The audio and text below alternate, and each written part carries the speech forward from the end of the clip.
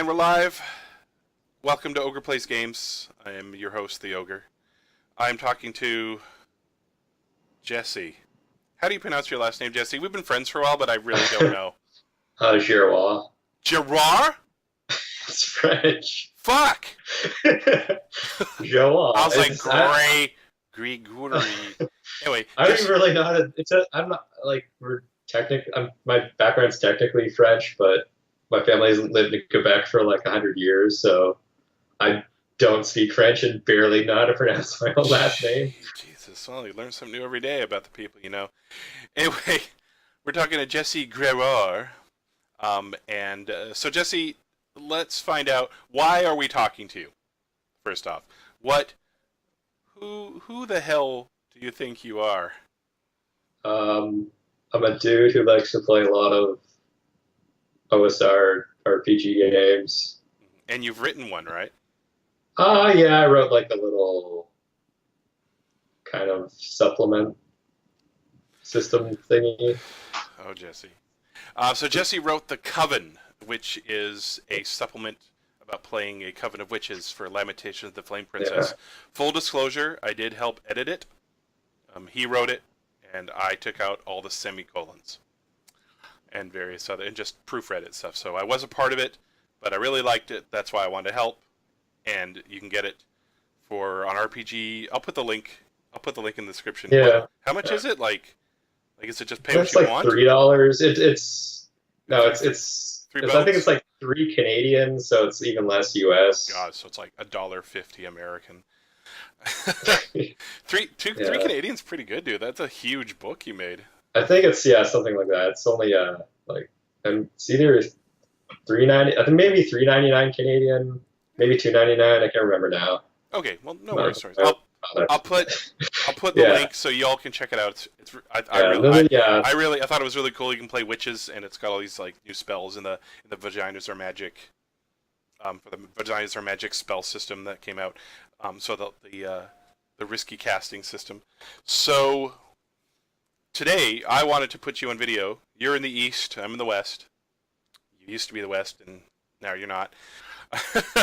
So anyway, today I wanted to have Jesse because I did a kind of a showing, like a show and tell video about the Gen Con releases. Yeah, the supplements. The supplements, the little digest supplements from Lamentations that came out, and I wanted to talk to Jesse about that, and because now we both had time to go through them in detail, at least once for some of them.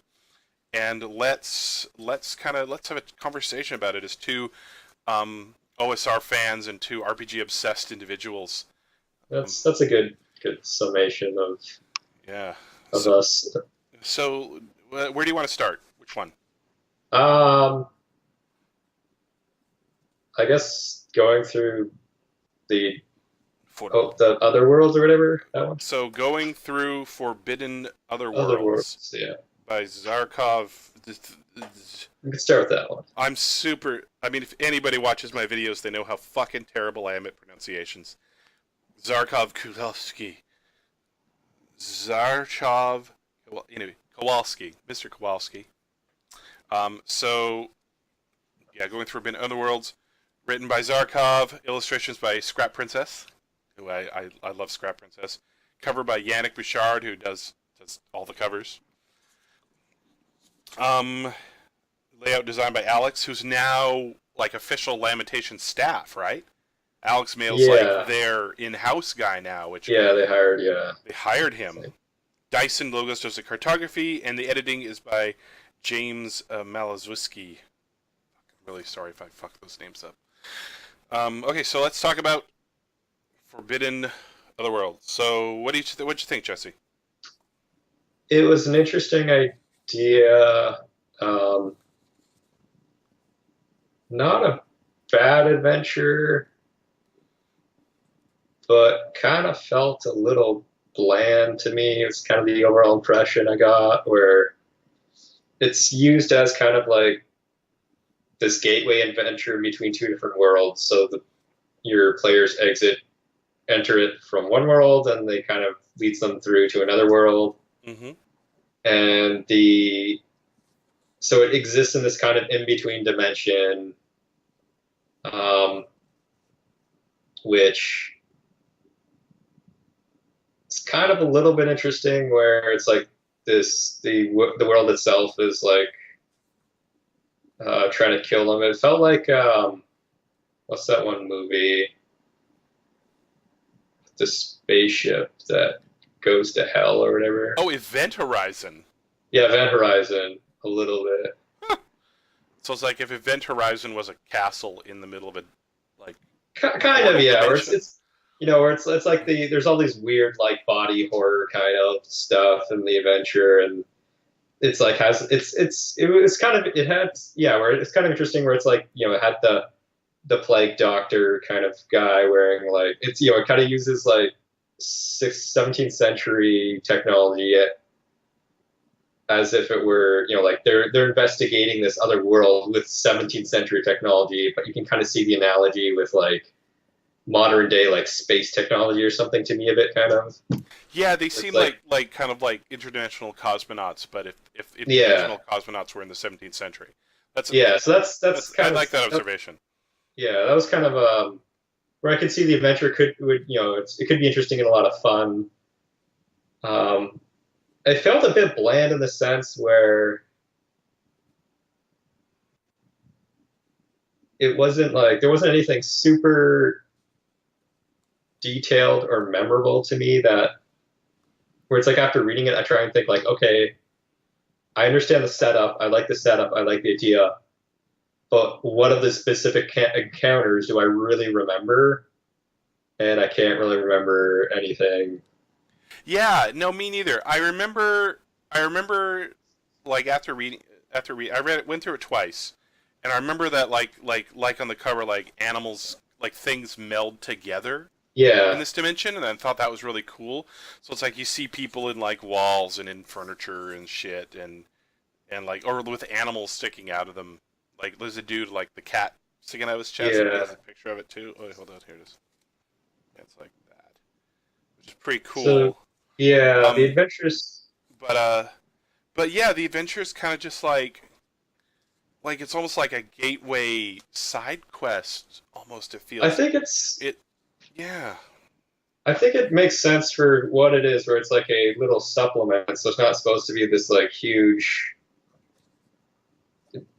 giant adventure or like a thing in of itself. To me, it's like that's to me like if you have a little small kind of 30-page thing, it has a very good strong concept where it's like, okay, if you need, it's very purpose designed for a specific purpose, and I think it works. I'd rather have something like that than like a very generic adventure. Yeah. No, it is specific. It's like if you want to investigate. I mean, it can be its own adventure. Like, hey, you get a job to investigate this, or you get hired on these people. But also, if you're like, hey, if you want a way to go between dimensions, you hear about this, and hey, there's an adventure there. It's not just like you find a portal and go. It's kind of like here's something that can happen before that. And it's really fucky and cool like that. Okay, that's cool. No, and the supplement. I mean, that's the theme of kind of all these, right? Is that they're supplements. Yeah. And so they're not meant to be like they're fairly they're low price kind of, which is good. Where it's it's this low price kind of digest 30 pages kind of nice little supplement. I like the digest size. I like it. But I would agree with you that it felt a little generic, like especially compared to some of the other ones we're going to talk about. It felt very like, I mean, it's hard. I feel weird using the word mundane when talking about fantasy stuff. Yeah, that's the hard, or like Lovecraft, not Lovecraft, but like body horror kind of. Yeah, it's felt like body horror that we've seen before. It's I guess that's my. It's the thing. It has the thing, and it doesn't. I felt that it didn't bring any like big ingenuity to it. I mean, it's still fun. I think it's still fun. Yeah. But I agree with you that it felt. I'm just like, I might use that kind of like, but I'm glad I have it. Like, I don't regret it. Cool. Anything else to say about Otherworlds before we move on? No, that's kind of it. Kind of it. Okay. Let's throw this over here. Okay, so let's So let's talk about, compared to shit. Let's do you want to let's go weird. Let's go. Actually, what do you want to do next? What do you want to do next? I'm fine with doing Let's do She Bleeds. whichever. Let's do She Bleeds. Okay.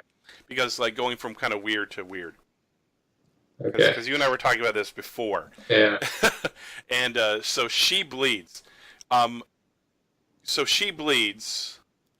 And I also in my first video I'm sure that I can't pronounce it, but Jarrett Crater editing, Alex again with layout, cover by Yannick always, and then Rachel too did the art inside of it, which like these cool little pictures and things, and also various not safe at all pictures in it.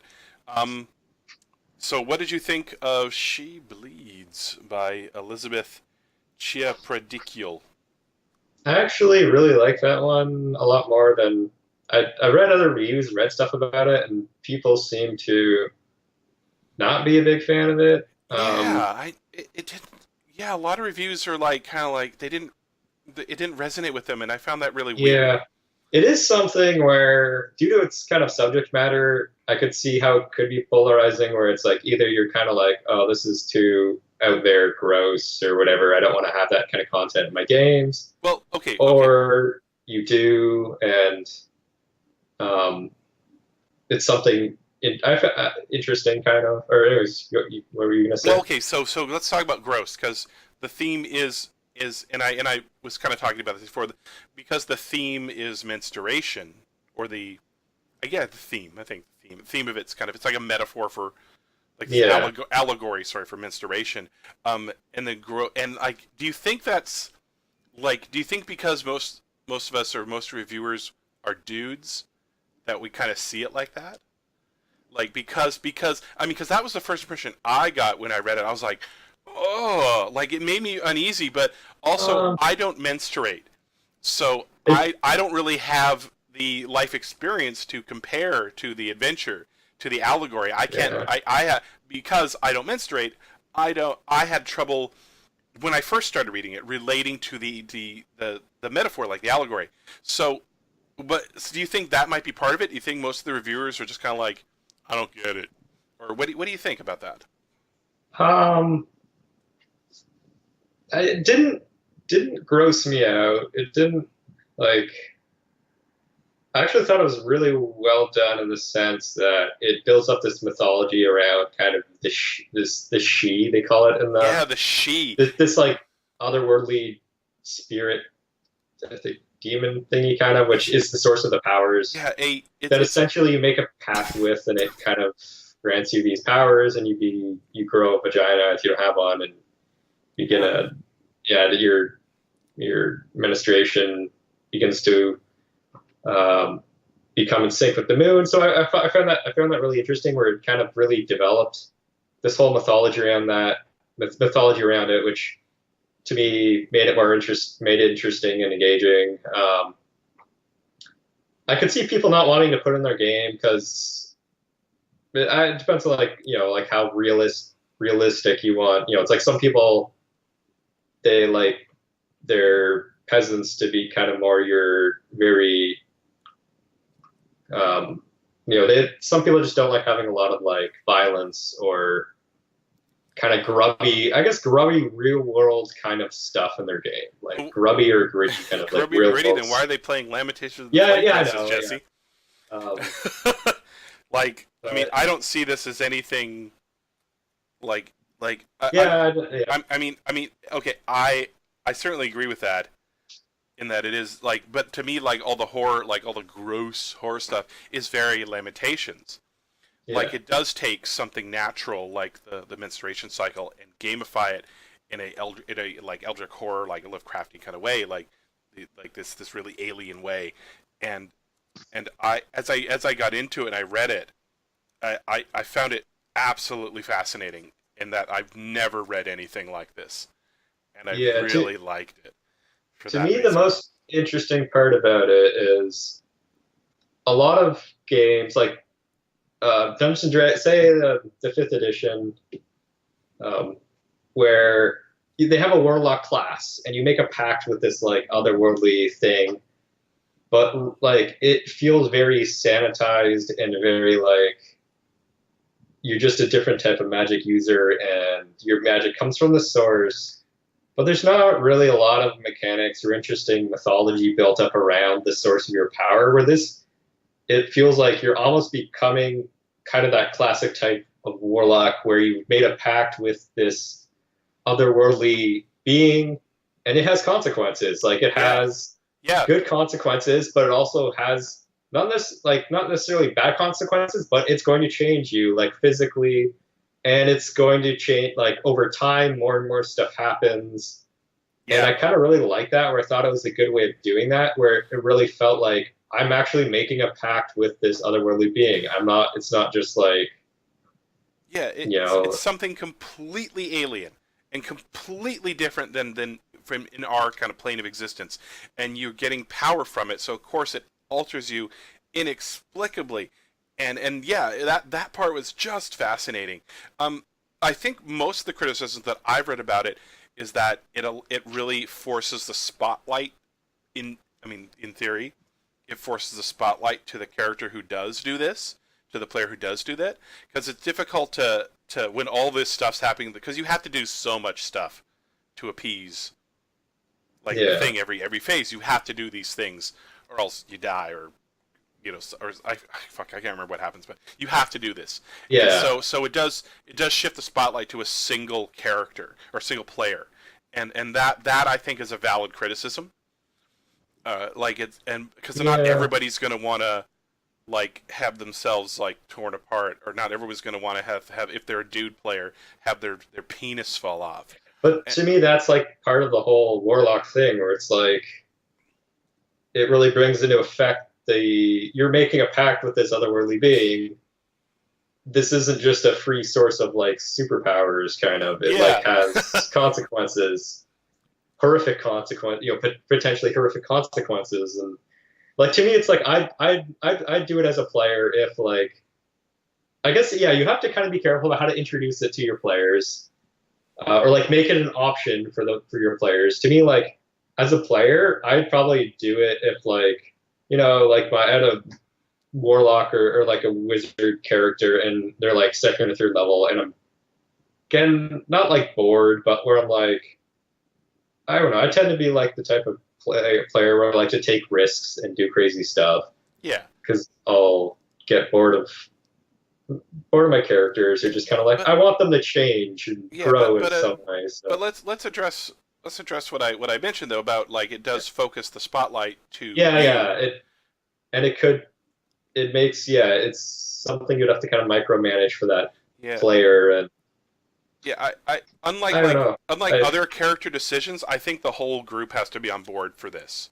Yeah, because like if they're not, some person might be a little squeamish and not like it. Well, and it's not just about like their personal preference. Like if you're playing Lamentations, you guess you kind of take for granted that you're kind of in for that kind of ride. And it's always good to have a discussion about that just in case. Like you don't want to be an asshole. I mean, maybe you do.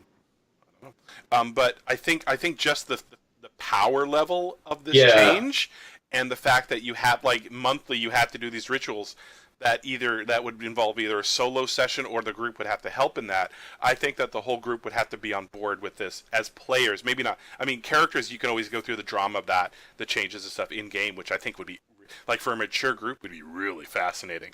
But I think as players, they need to be on board with like, okay, every month, by the way, I need to go and eat somebody or fucking like, I don't know, wear somebody's skin. I can't remember what the fuck, but something awful, Oh, by the way, and then that weird thing that I'm going to dig out of the ground is going to follow me around for a month, and help us, and may even make us salad. I don't know, but like that kind of like they have to really be like, okay, we're like I mean, I think it would almost be better as like doing a mini campaign around it almost, or but I could see how it could it could take up like.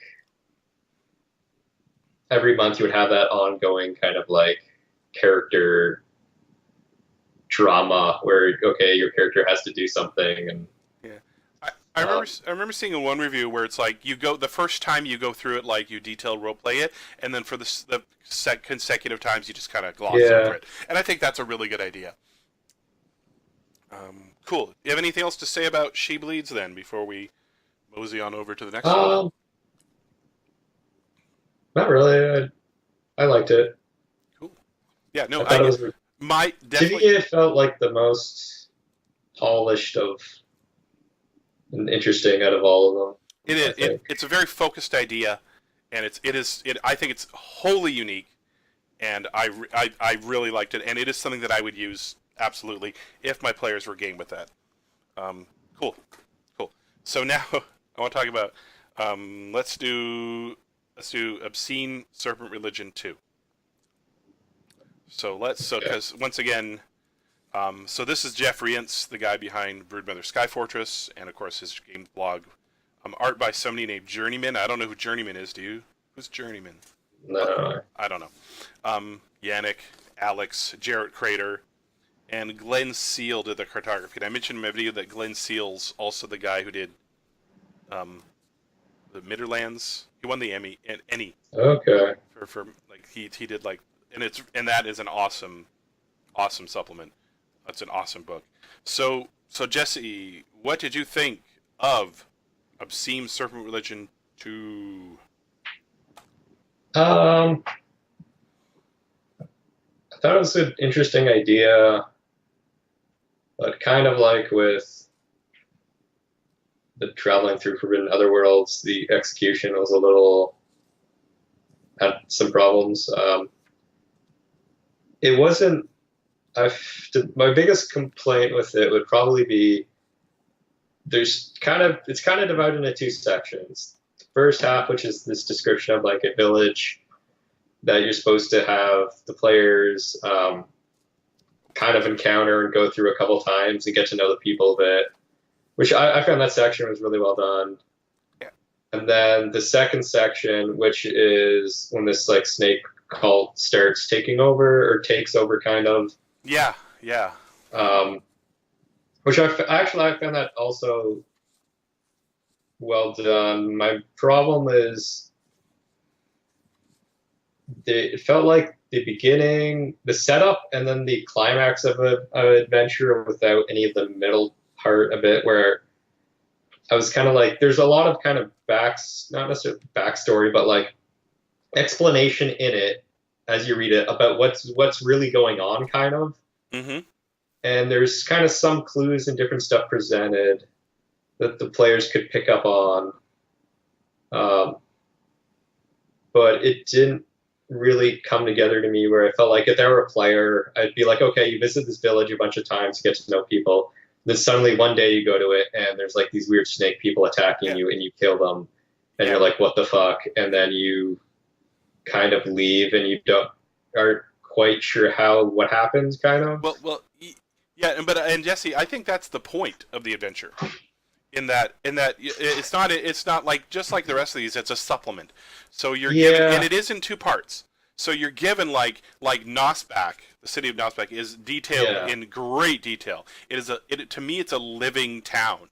Like it is such a good setting description. I've never seen like a mundane village described in such an interesting way, and it really made me like. But that's the point. It's like Jeff wants you to be like, make a home, start a family here. It's so nice. And then then the other half of it is that he takes it away. And yeah, I mean, you really don't have to do them at the same. Like, you don't have to do the second part.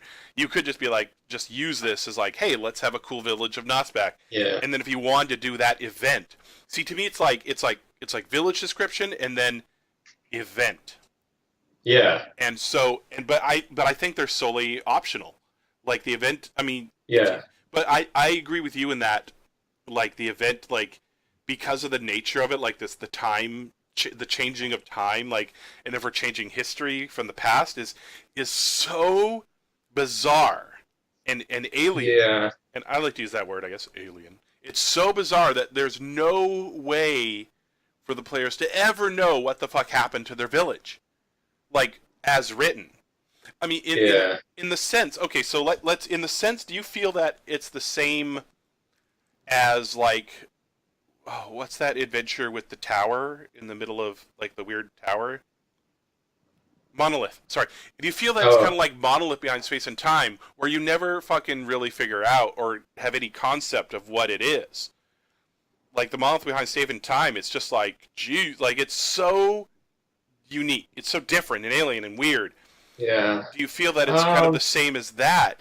In that, like, you just kind of have to roll with it, and it's like, it's just, or is it a mean way of just taking away your home?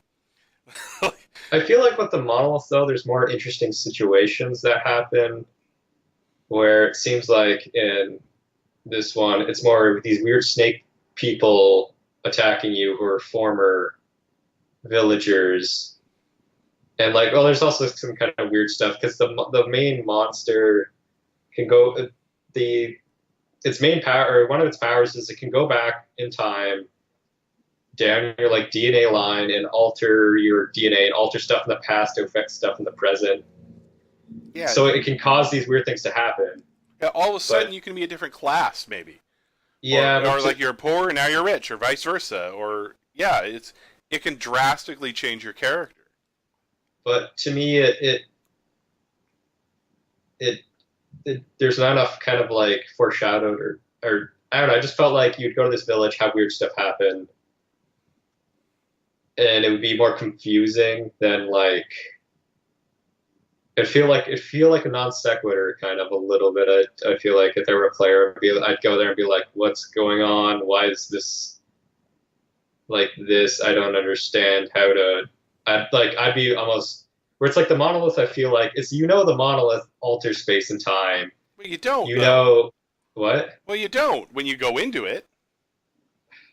Well, you get hint at it. Oh, you do get hint at it through the valley. Okay, no, that's a good point. Yeah, you do. There's more hints and stuff. Yeah. I forget how that adventure begins, but don't you kind of know like, okay, there's this weird monolith over here, and yeah, you start on like it's messing up a valley, Monolith Space and Time. Yeah. It's messing up a valley, and you start in like this little village in the outskirts, and it's like people are going in, they never come back, and yeah, you decide so that's a good like idea. A sense of yeah, but I mean, things progress as you go toward the monolith. Yeah. Like things get more reality bending and changing, and you see more.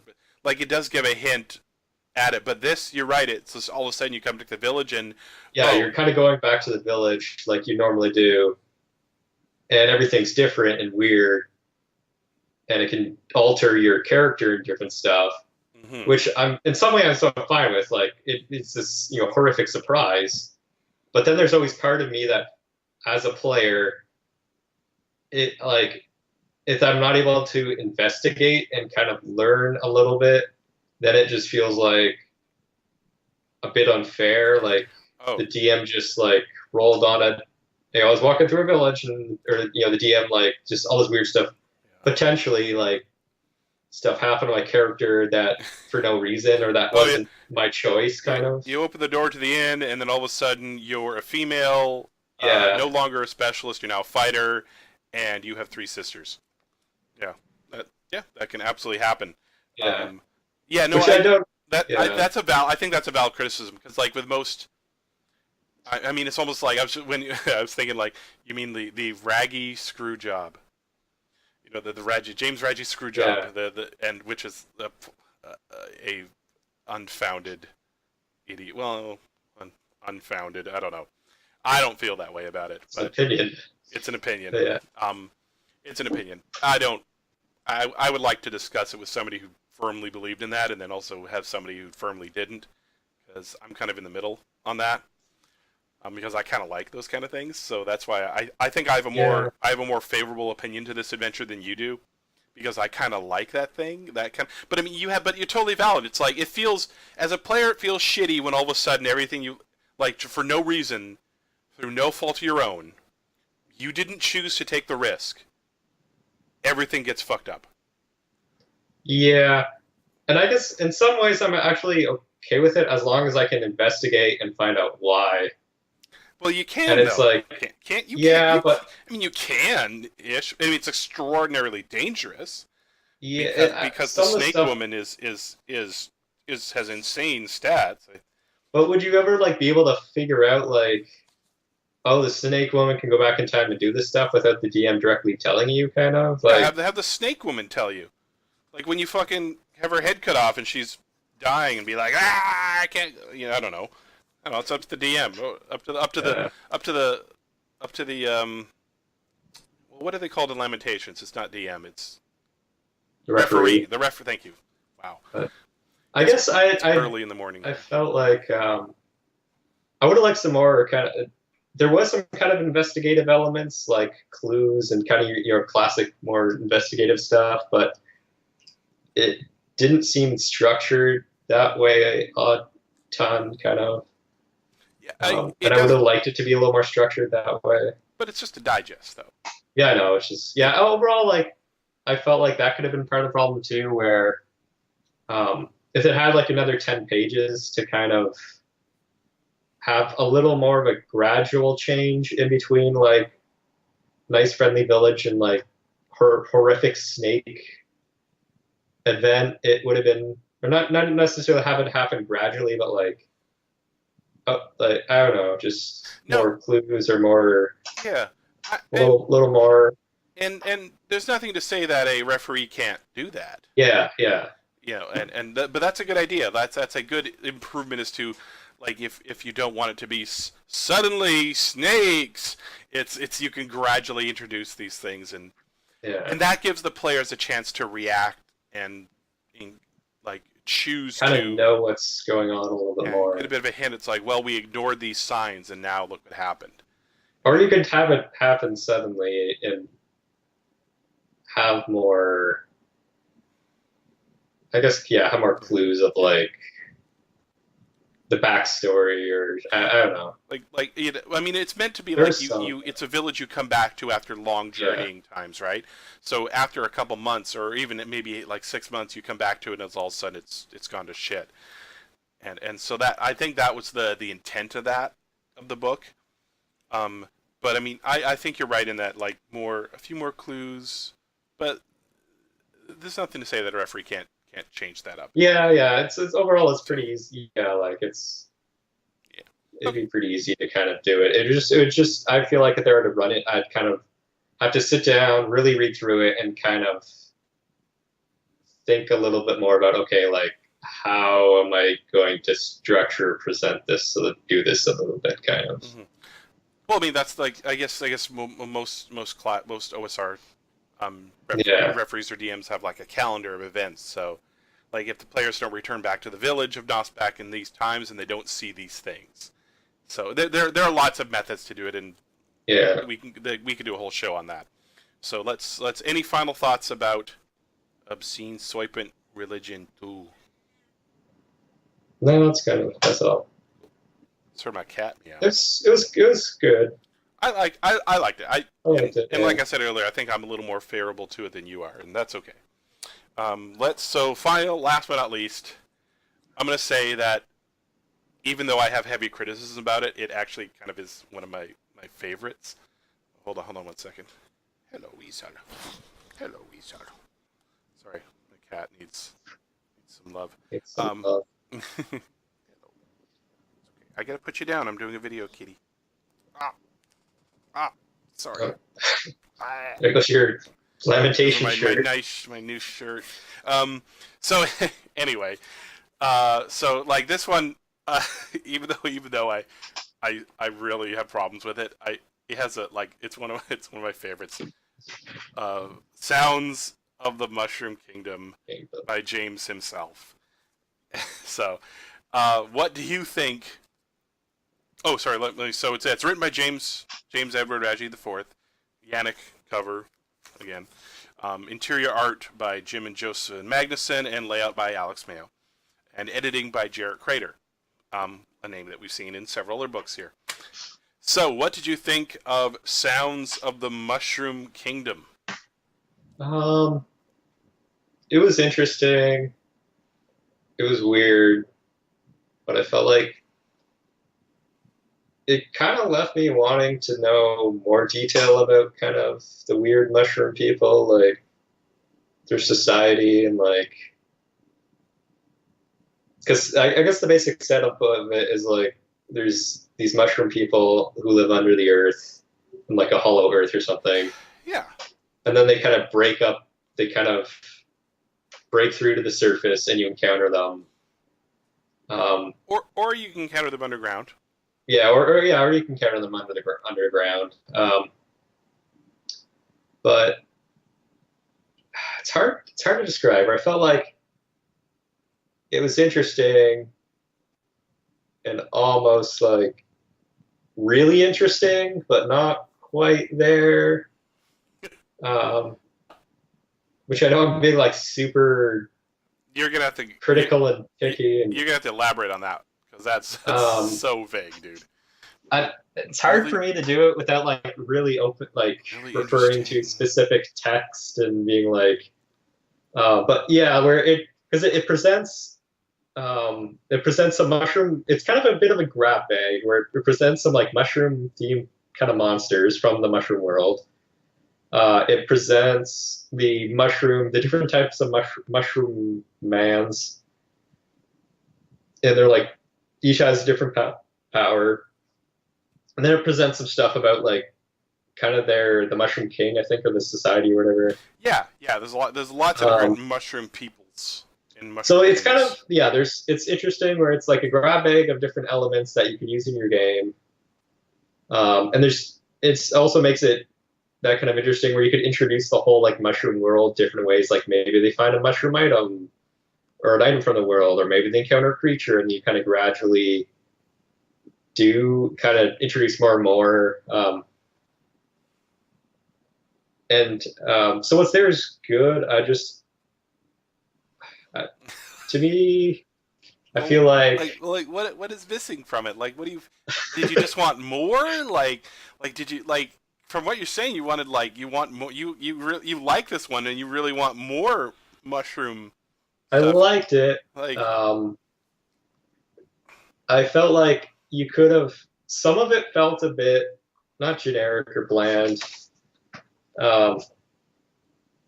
but where I would.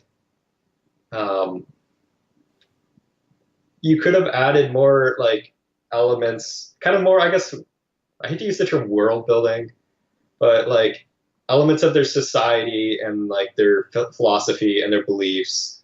You could have probably integrated that into the existing material to make it like really engaging and bizarre versus like, oh, it's like this mushroom monster, which is like a mushroom themed thing kind of. So like more about like mushroom people have this in their culture and they have or like the ecology practices and go into a bit more. Yeah. Okay. Where it's like taking like a D&D monster like an owlbear or something. Where okay, like you could present the owlbear where it's like, oh, it's like a cross between an owl and a bear. And it's sure, it's kind of a unique monster, but it's not that engaging. But you could kind of work in like different things about an owlbear. You could add to the owlbear like little things like, oh, like maybe an owlbear its young hatch in eggs, so you can find these giant owlbear eggs, and with nests of owlbears.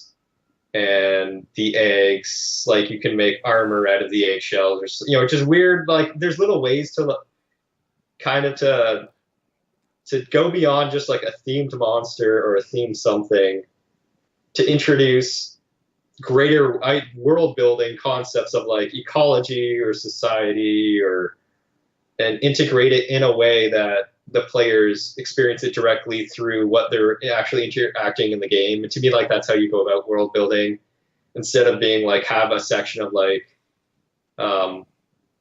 this is like the Mushroomen's, like society and their religion, and which I think this book's good because it doesn't do that, which I like. It's another thing too. I guess I like where it doesn't. Because you're saying like what you're saying is like you wanted more stuff, but really mean that a referee can add all that stuff. Like I mean, especially with owlbear, I think I never thought of owlbear eggs. That's a pretty cool idea. Imagine an owlbear egg omelet. Yeah. No, but so you liked this so much, you wanted more. Like you wanted this world fleshed out, and like you wanted some ideas for that. Like you felt like you wanted a method behind the drug fueled badness. Yeah. Well, I mean, there's enough rainbow shit on it. That's probably the case. I mean, Yeah. I'm not saying that like I'm not saying like that James has just fucking smoked a lot of fucking weed and then did this. I mean, but I wouldn't be surprised if that was the case. So, I really like this book. It's more usable than Slugs. So James, I think Slugs sucks. Okay, I'm gonna say that. Like Slugs. That's official. My statement. I hate Slugs. I hate it. I hate it so much. And so to me, I was like, James, what are you gonna do with mushrooms? But honestly, it's pretty cute. Like it's just adorable. I love it. Like look at this guy. It's one of those classic ideas, and it's done. That really kind of sparks the imagination and kind of gets it going. Yeah, I mean, and you know, it's just like the cool stuff, like here are the mushroom creatures, and then like, hey, you want to eat one? Here's what happens. Like that's like, who would have thought of that? It's such a cool idea. And then all these different mushroom themed everything for all of your mushroom gallivanting needs. Mushroom plants, mushroom bugs, mushroom zombies. It's got all. I guess the thing I like about it is that it is very. I like the grab bag aspect of it, where a mushroom cow. Everything in it is very much usable and immediately usable, and it is immediately usable, which is why I hate Slugs, because it's not. Okay, well it is, but it's just in a terrible way. Anyway, I'm not going to talk about Slugs. We're talking about the mushroom kingdom. Maybe another episode. I don't know. Well, fuck yeah, I hate Slugs. That'll be the episode. But also, like, I don't remember it being that bad. It's been a while since I read it, but well, oh my god. Ooh, I hate it. And then like as mushrooms as the player characters, which is like, hey, you read about all these, you want to be one? Like it's just like a cool. Yeah. It's a special place in my heart. It's a cool little supplement. I think it's cute. Like, but the editing in it, and I'm sorry, Jarrett, but the editing in it is just terrible. There are some of these like random, like there's I can't remember where it was, one of the random charts. Another reviewer saw this as well. One of the random charts has the same thing twice. And yeah, that's just fucking terrible. Terrible. And like so disappointing for a book. It's like, oh, so like 2 to 4 and 3 to 6 are exactly the same thing.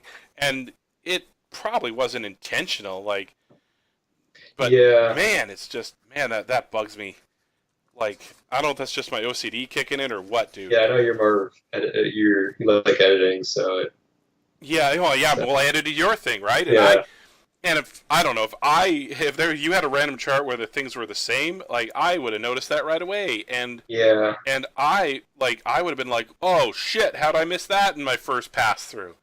So I'm wondering if Jared just didn't have any like a ton of pass throughs in it, or like I don't know. I don't know the process, so I can't. I feel hard to criticize because I understand that like it's not easy work, and having done it for you. So there's also I assume like there's the whole kind of a deadline because I assume it was supposed to all them get out for Gen Con or whatever. So yeah, but like there's probably like a typo here and a spelling mistake. I understand, but like an entire random chart table that's like where the half of it's probably the same? Something where because I know like working with. We kind of ran into it a bit when we were writing my thing, like working with, what's the program that lets you lay out stuff? InDesign, yeah. Yeah. It can get tricky because it's like you're copying and pasting stuff from InDesign into it. And then, so it's like if you do your final pass in like a Word document and everything, even if everything's amazing there, and then you start putting it into InDesign, and then it's like you copy and paste something wrong, or you kind of realize like you start editing stuff in InDesign a little bit, like because if you lay something out and you realize like, oh, the images and the text and the charts all need to fit on this page, and there's like an extra line or two, I'm just going to cut that line or edit stuff a little bit, which I ended up doing for some stuff. The layout to look nice, like it's easy if you're not very, very careful for mistakes to kind of creep in, even though you technically are working off a final draft or have done a final pass. Yeah, but I'm trying to find the one, and I can't find the example like of the one I saw, but I remember that like I have such a detailed memory of it that I know that like it's here. It made me and another reviewer mentioned it, so I know I'm not insane. Yeah, I remember reading. Yeah. Anyway, I wish I could be more specific about it. I'm sorry, I'm not. That I mean, as an editor myself, that really bugs me. But I mean, but I empathize with it. But would you like this to me is very usable, and Yeah, like and just to like if you want to put like just something kind of weird and freaky, like all of a sudden they're mining for bat guano and oh it's a mushroom explorer and he's like my name is and then you get hungry and you eat them and then all of a sudden you trip balls like in a different way. It's also nice to have. It's also like nice to have some like more humorous or potentially humorous type stuff to kind of balance the horrific stuff in the game. Yeah, it's nice to have something comedic. Kind of weird and comedic versus because like although if you just use like a lot of lamentation stuff and your game's like very weird and horrific all the time and has that same tone, then it can kind of become a bit much or become stale versus like something weird and strange but kind of funny or like out there. Yeah, no, then that to me also solidifies it as one of the ones I really liked, and that it provides something that I can put in my game that's not really available. Like not really. I mean most games like I don't know about you, but if every time I've run Death Frost Doom, everyone's like starts laughing their ass off just because of the horror of the situation. Yeah. Like they're like we're gonna die, and that happens a lot. Like I don't know if it happened when you did that mansion one. Oh yeah, you weren't there. You weren't there. I wasn't there for that when you did the haunted house. Curse Chateau. I don't know if that happened, but that happens all the time in my games. They're like, oh, we're gonna die, and it's just this laughter. But this like is like it's almost like the weirdness of like Wizard of Oz. Yeah, that's a good kind of weird and fantastic. Yeah, weird and fantastic is sort of weird and horrific, and I think it's really cool to have that in the game. It'd be interesting to see more kind of lamentation stuff a bit like that, kind of where it's weird and has that weird and fantastic. Funny. Like just a bit of humor, but in a weird way, like that's so weird but so funny. Like I would love to see more of that too. I agree. Yeah. Cool. Anyway, before we close, do you have anything else to say that I might have interrupted you at? Because I liked it. I like this book. So anything else to say about Sounds of the Mushroom Kingdom? No, I liked it. Cool. Awesome. All right. So we all four of the books. Closing statements, Jesse. What do you think about? I think we talked about it before, like the approach. We like the approach of these digest style. Like, we'd like to see more of these? That's a tough question. Where I would say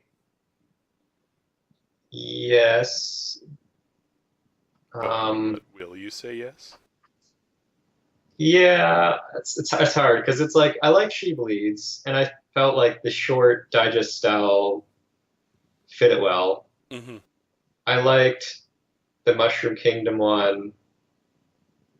The other two weren't bad, but I felt like maybe having something a bit longer or a bit more time, would have been more well suited to them.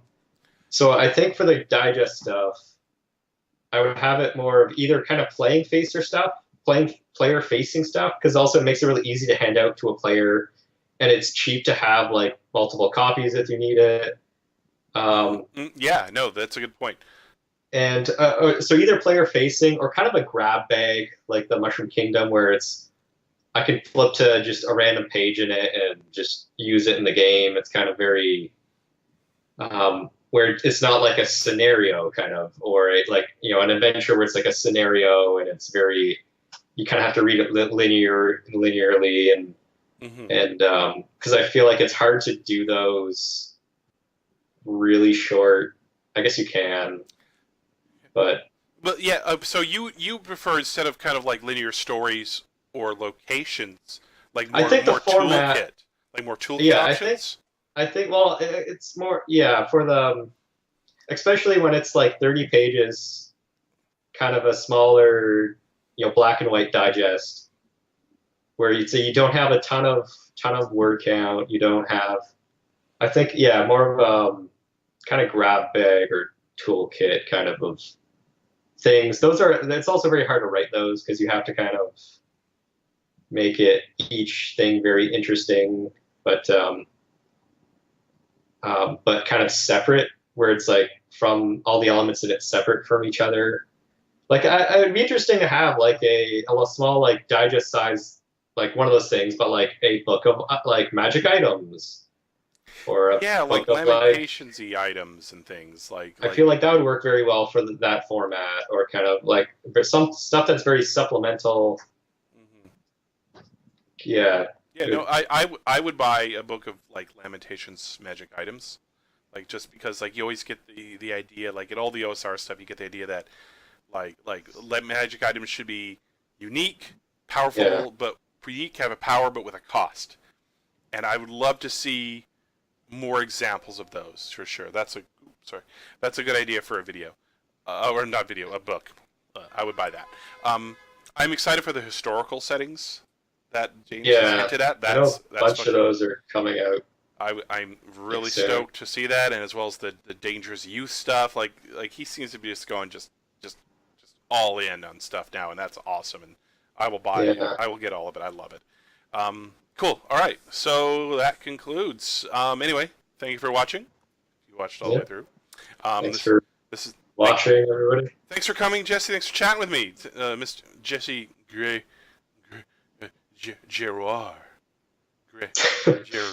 Gerroir.